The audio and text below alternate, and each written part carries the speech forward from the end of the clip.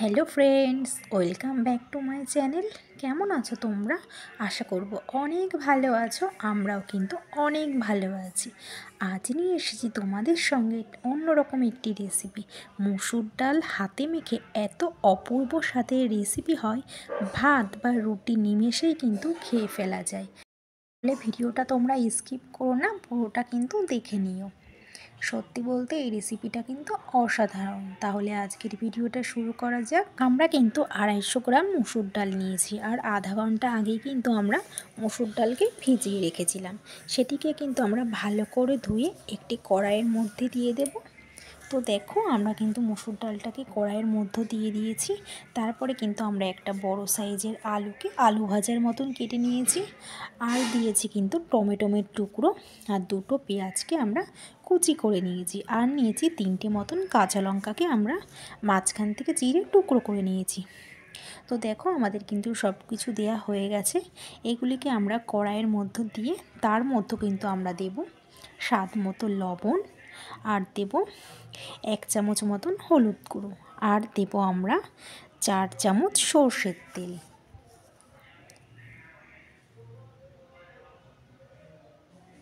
কিন্তু আমরা হাত দিয়ে খুব সুন্দর করে ডালটাকে মেখে নেব, আর এই মাখার উপরই কিন্তু নির্ভর করে স্বাদটা কেমন হবে। তো আমরা খুব সুন্দর করে ডালটাকে মেখে নিচ্ছি। দেখো, খুব সুন্দরভাবেই কিন্তু মেখে নিতে হবে। তো আমাদের কিন্তু খুব সুন্দর করে মেখে নেওয়া হয়ে গেছে। আর কিন্তু আমরা দেব পরিমাণ মতন জল, আর দেব আমরা 1 চামচ মতন কালো জিরে। এবার কিন্তু আমরা 10 মিনিট মিডিয়াম আঁচে ডালটাকে খুব সুন্দর করে সেদ্ধ করে নেব। এবার ঢাকনা দিয়ে রাখবো আমরা কিছুক্ষণের জন্য। আমরা কিন্তু ঢাকনা তুলে একবার মাঝখানে দেখব যে ডালটা সেদ্ধ হয়েছে কিনা। দেখুন, ডালটা ঠিক এরকমই হবে, একটু ঘন, একটু গোটা গোটা। ডালটা কিন্তু খুব সুন্দরভাবেই কিন্তু সেদ্ধ হয়ে গেছে।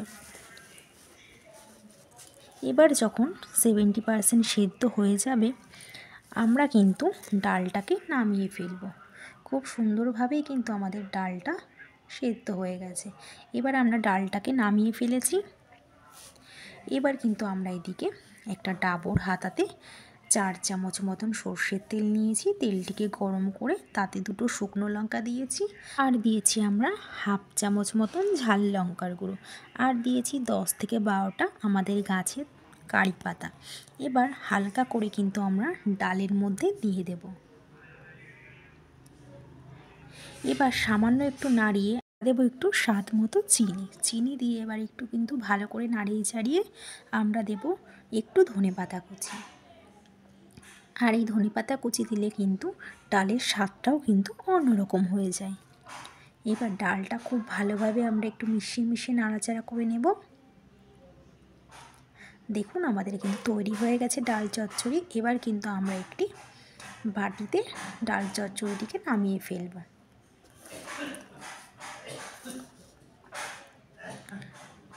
তো দেখুন, আজকের রেসিপিটা আমাদের ডাল চচ্চড়ি অসাধারণ খেতে। এই ডাল চচ্চড়ি রুটি কিংবা ভাতের সঙ্গে খেতে কিন্তু দারুণ লাগে।